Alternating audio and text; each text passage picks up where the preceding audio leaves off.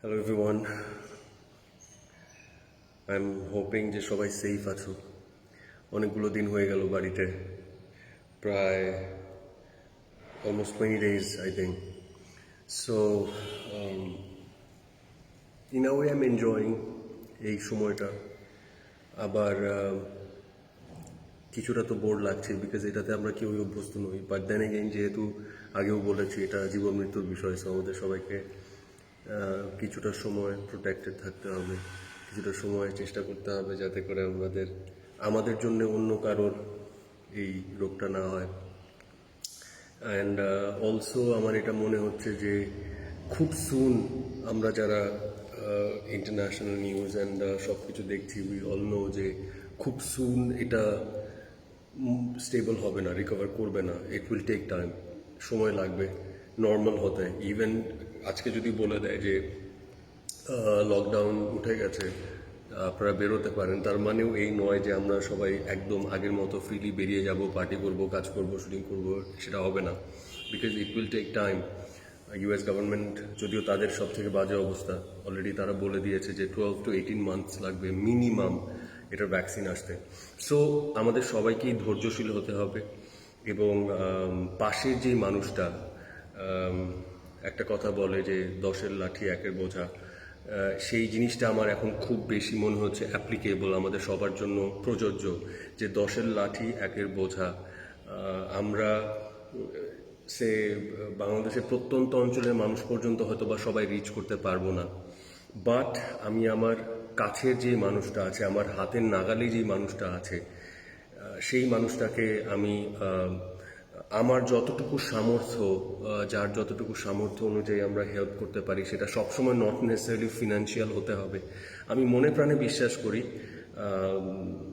যে আমরা এমন একটা সময় আছে যেখানে পজিটিভ থাকাটা বোধ হয় সব থেকে বড় একটা বিষয়। এটা আমি মন থেকে বলছি যে আমরা বিভিন্ন কারণে ভেঙে পড়ছি। ফিনান্সিয়াল কারণে, এক ধরনের আনসার্টেন সিচুয়েশন দিকে আমরা যাচ্ছি। আমরা কেউ জানি না যে কবে শেষ হবে, কীভাবে নর্মাল হবে। সো সবাই মিলে যদি আমার ফ্রেন্ডসরা ফোন করছে, আমি ভেঙে পড়ছি, আমার ফ্রেন্ডস আমাকে মেন্টালি এক ধরনের সাপোর্ট দিচ্ছে, আমার আরেক ফ্রেন্ড ভেঙে পড়ছে, আমি তাকে সাপোর্ট দিচ্ছি, এটা কিন্তু ফিনান্সিয়াল হেল্পের থেকে বা অন্য কোনো হেল্পের থেকে অনেক বড় একটা হেল্প। এবং সৃষ্টিকর্তার কাছে দোয়া করছি যে যাতে করে সব কিছু নর্মাল হয়ে যায়।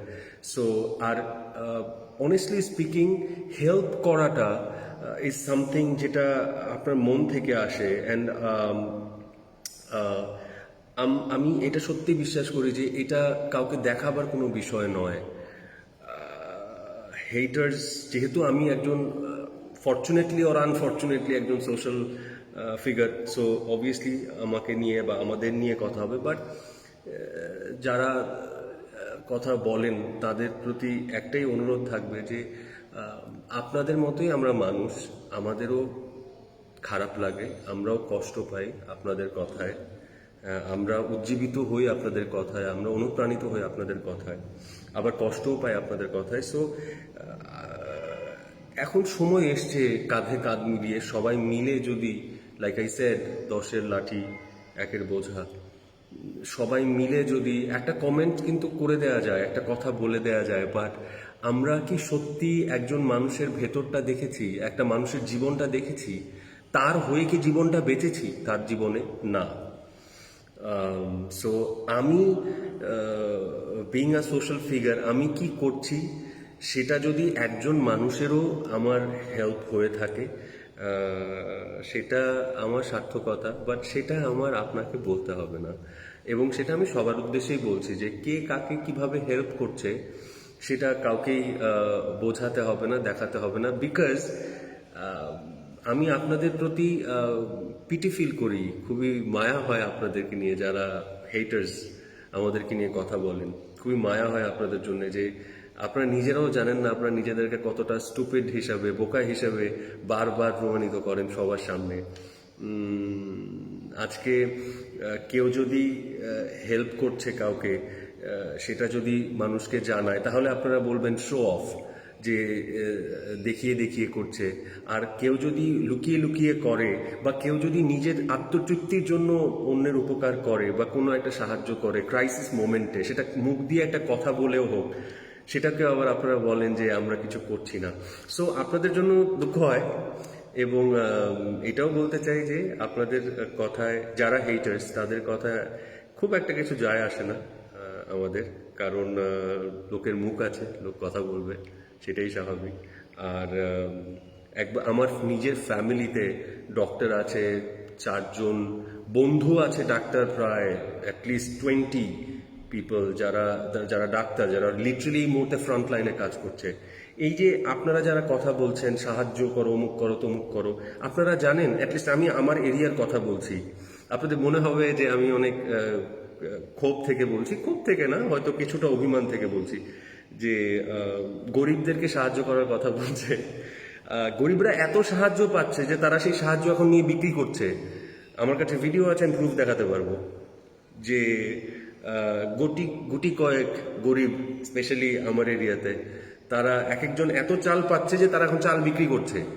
বাট আপনার পাশের একজন মানুষ, আপনার কাছেরই একজন মানুষ, হয়তো নিম্ন আয়ের একটা মানুষ, আপনার কোনো ভাই, আপনার কোনো বোন, আপনার কোনো চাচা বা মামা বা খালা বা কাছের কেউ, মেবি আপনার সিকিউরিটি গার্ড, সে তার হয়তো বা স্যালারি পায়নি বা কিছু একটা।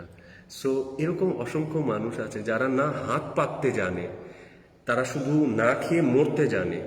তো তাদেরকে হেল্প করাটা তো অন্যায়ের কিছু নয়, সেটাও তো হেল্প। সো আমি শুধু এটুকুই বলবো, যাদের যাদের বলছি তারা নিশ্চয়ই বুঝে গেছে। এবং আমি প্রিটি শিওর যারা আসলে এইসব কথা বলে তারা এক আনার, সেটা মৌখিকভাবে হোক আর ফিনান্সিয়াল হোক, কিছুই করেনি, বিকজ তারা শুধু কথা বলতে জানে। সো আমি আমার ফ্যান্স যারা, তাদেরকে একটাই অনুরোধ করব, প্লিজ প্লিজ যতটা সম্ভব যদি কাজে যেতে হয় সেফলি যাও। যারা বয়স্ক লোক আছে তাদেরকে একটু স্পেশাল কেয়ার করো। যারা ছোট মানুষ আছে তাদেরকেও খুব খেয়াল করে রাখো। বাড়িতে এই যে ঢোকার সময় হাত ধোয়ার বিষয়টা, ক্লিন থাকার বিষয়টা যতটুকু সম্ভব একটু রিসার্চ করো। আমি সেদিন দেখছিলাম একজন ডাক্তারের ইন্টারভিউ, যেখানে উনি বলছিলেন যে কাপড়ের উপরে কম সময় থাকে। আমি জানি না, আমি সেটা যতটা শুনেছি আমি বলছি, দেখেছি যতটা, যে এটা ভাইরাসটা কাপড়ের উপরে কম সময় থাকে, মেটালের উপরে বেশি সময় থাকে, এবং কিছু ধরনের প্লাস্টিকের উপরে বেশি সময় থাকে। সো ক্লিন থাকা ছাড়া, সুরক্ষিত থাকা ছাড়া, নিজেদেরকে প্রোটেক্ট করে রাখা ছাড়া আর তো কোনো কিছু করার নেই। আজকে 20 ডেজ আমি বাড়ি থেকে বেরিয়েছি 2বার। মানসিকভাবে যে ঠিক আছে, এটাই অনেক সৃষ্টিকর্তার কাছে অনেক বড় কৃতজ্ঞ তা আমার, যে মানসিকভাবে এখনো ঠিক আছি। এখন পর্যন্ত একটা মানুষ ফোন করলে তাদেরকে পজিটিভ এক ধরনের রিয়াকশন দেওয়ার চেষ্টা করছি।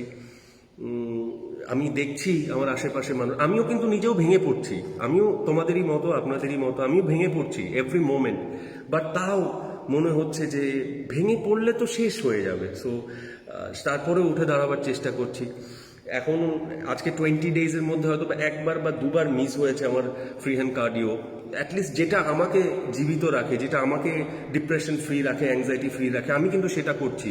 আমি মুভি দেখছি, আমি গান শুনছি, আমি বাড়ির কাজ করছি, আমি ফিজিক্যালি অ্যাক্টিভ থাকছি, সো দ্যাট আমি মেন্টালি কলাপস না হয়ে যাই।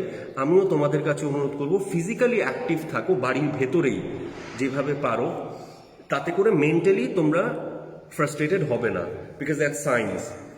আর অ্যাবাউট হেল্পিং আদার্স, আবারও বলছি, হেটার্সদের কথা না শুনে, যারা সমালোচক ওনারা ওটাই পারে শুধু। সামনে আরো হয়তো বাজে দিন আসবে, আরো ডিফিকাল্ট দিন হয়তো আসবে। আমি কাউকে ভয় দেখাচ্ছি না বা টেনশন দিচ্ছি না বা ফ্রিক আউট করার জন্য, বাট হয়তো আরো, যা পৃথিবী যেদিকে যাচ্ছে, 2 4 মিলালে আমরা জানি যে আরো ডিফিকাল্ট টাইম সামনে আসবে।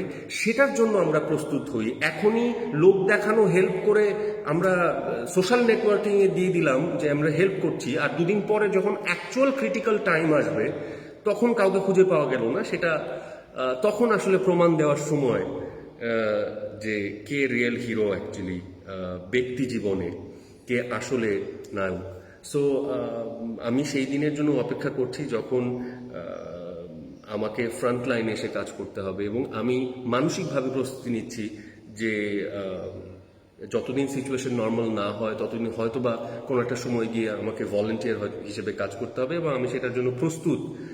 নিজের জীবনের ঝুঁকি নিয়ে হলেও, কারণ মানুষ মানুষের জন্য, তো আমি মানুষ, আরেকজন মানুষের জন্যই আমি আজকে আরিফিন শুভ হয়েছি, মানুষের জন্যই, আমি নিজে নিজে তো হইনি। সো সবাইকে অনেক অনেক ভালোবাসা এবং অনেক অনেক দোয়া সবার জন্যে, প্রার্থনা সবার জন্যে, যে সবাই প্লিজ প্রোটেক্টেড থাকবেন, বাইরে গেলে প্রোটেক্টেডভাবে যাবেন এবং এসেই সেই কাপড়গুলো ধুয়ে দেবেন এবং চেষ্টা করবেন পরিবারের সবার সাথে পজিটিভলি থাকার। থ্যাংক ইউ সো মাচ, অনেক অনেক ভালোবাসা।